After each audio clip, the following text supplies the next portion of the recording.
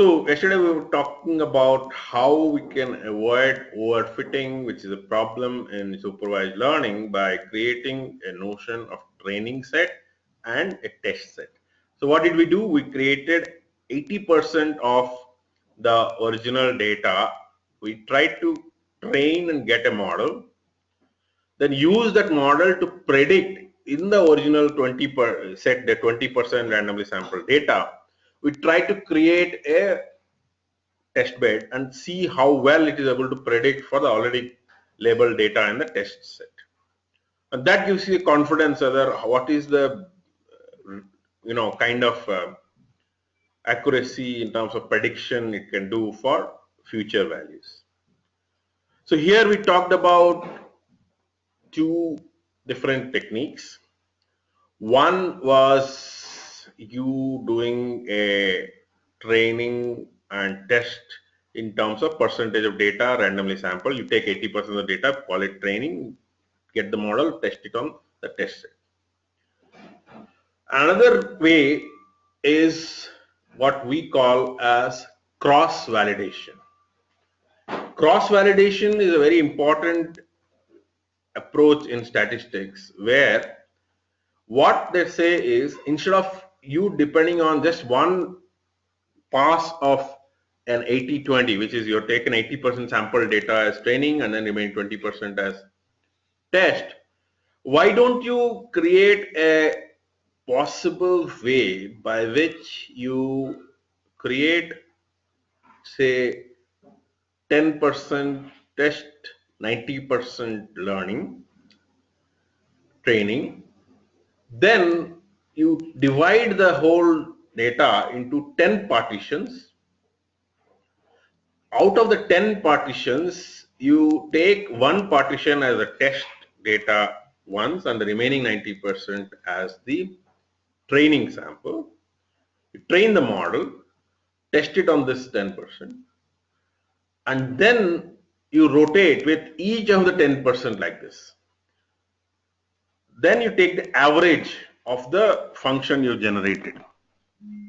That gives you a bit of a better control in terms of bias with respect to the sample you have chosen. In the context of statistics, this actually gives a very interesting concept which is going to guide how you're deciding your model. That concept is called bias variance trade-off.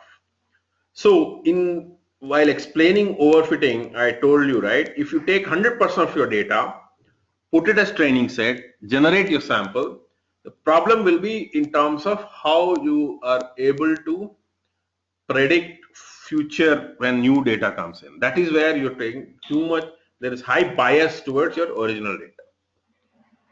There is another problem which is if you change your training set, how different kind of a model you generate. So how much of the dependence of the sample is there for the generated model? That is known as variance. So ideally variance should be minimized, bias. So we should have a trade-off. It's not like one is at the cost of other. That is why cross-validation is a very good method by which you can approach tackle the problems of both overfitting and high variance.